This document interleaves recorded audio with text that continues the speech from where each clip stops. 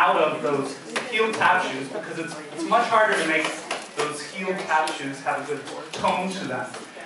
There's an old saying that Ginger Rogers did everything Fred Astaire did, but in heels and backwards. So Rhythm Tap says enough of that. We're going to really focus on musicianship. And in working on musicianship, there's a few concepts that we're going to share with you today.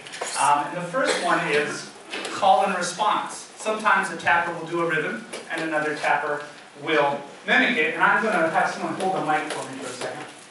And I want you to do this with me, so we'll get you involved. And all you need to do is clap. I'll clap a rhythm, and then I want you to repeat it.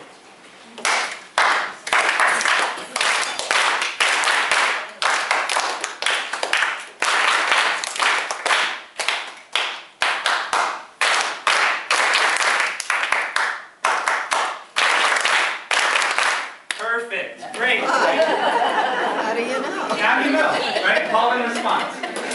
Another concept that we use is called counterpoint.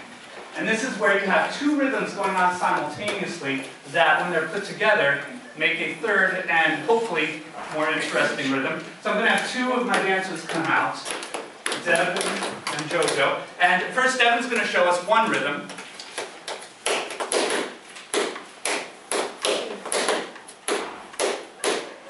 And JoJo's going to show another rhythm counter to it.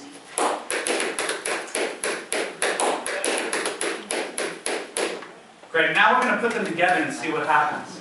So they have to really listen to each other and stay together because they do have different rhythms going counter to each other, but yet they have to keep with the same beat.